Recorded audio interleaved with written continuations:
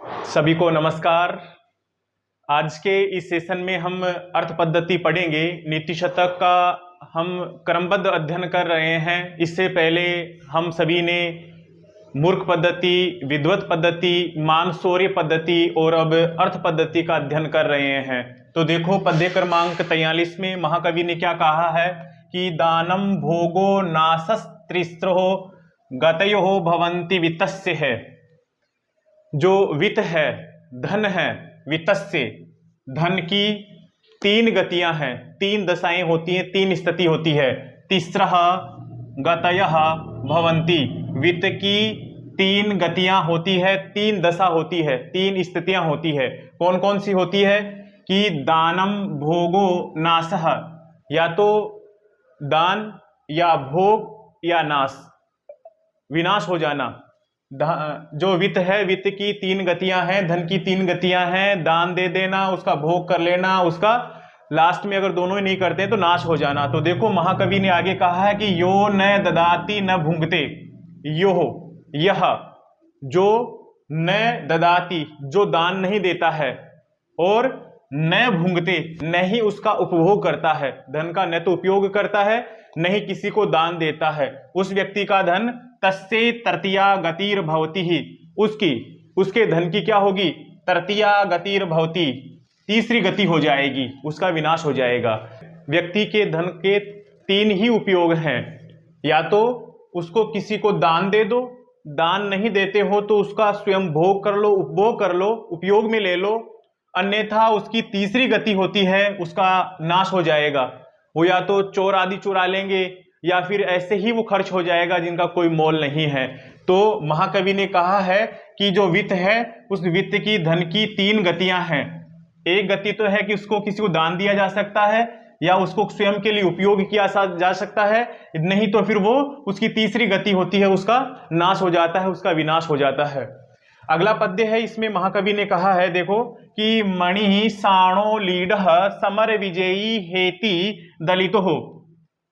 मणि ही, जो मणि है, रत्न है, वो साणो लीढ़, यहां पर संधि विच्छेद करेंगे, साण उलीढ़, गुण संधि हो रखी है, शाण पर उलीढ़, उस पर घिसा गया। क्या? मणि यानी रत्न। जो मणि है, जो रत्न है, उसको जो शाण है, उस पर, उस शाण पर उसको घिसा गया रत्न, वो क्या होगा?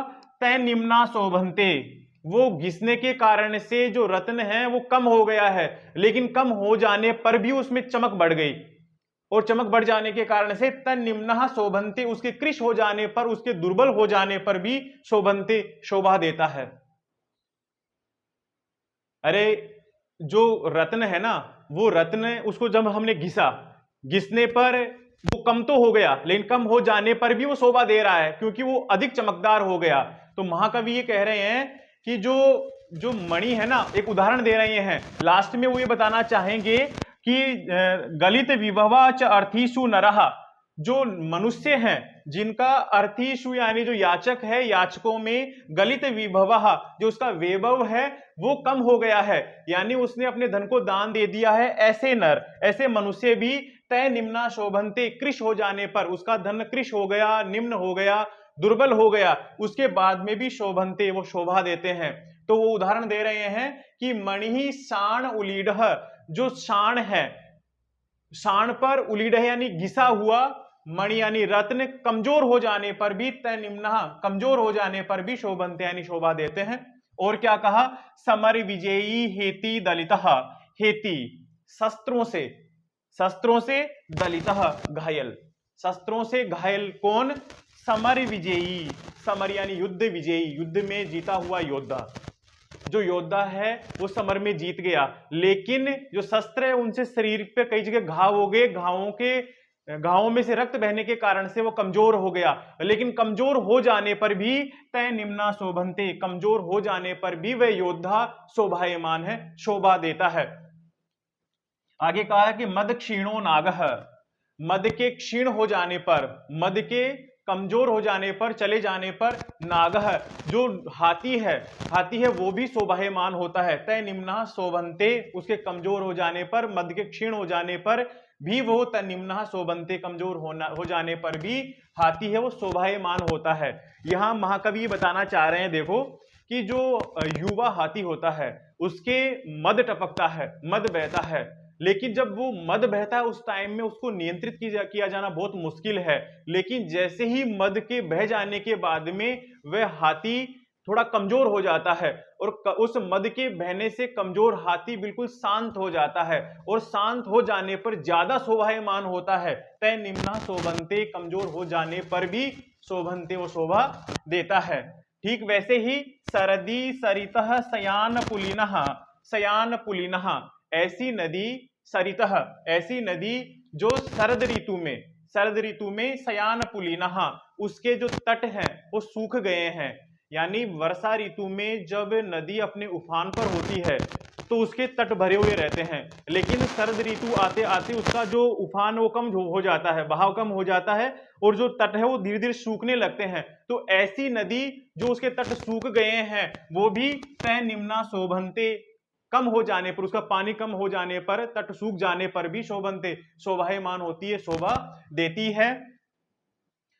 कलाशेष चंद्र, और जो चंद्रमा है, चंद्रमा की जो कलाएं हैं उन कलाओं में एक कला शेष रहने पर, यानी जो दूज का चांद है, द्वितीया का चांद है, ऐसा चंद्रमा भी कमजोर हो जाने पर तय निम्ना शोभन्ते, निम्न हो जाने पर, कमजोर हो जाने पर, दुर्बल हो जाने पर भी शोभन्ते, शोभा देते हैं।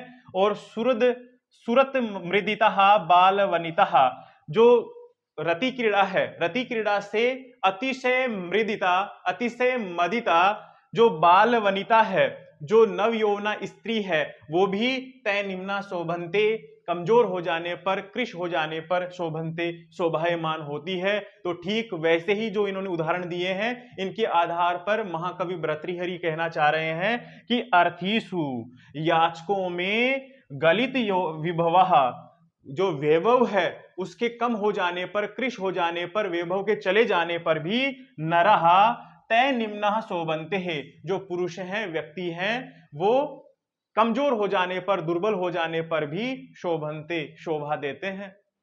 अगर किसी व्यक्ति ने अपने धन को याचकों में बांट दिया है, दान दे दिया है, तो ऐसा पुरुष उस धन से कमजोर हो गया, क्षीण हो गया, दुर्बल हो गया, ऐसा व्यक्ति, ऐसा नर भी शोभन्ते, शोभा देता है।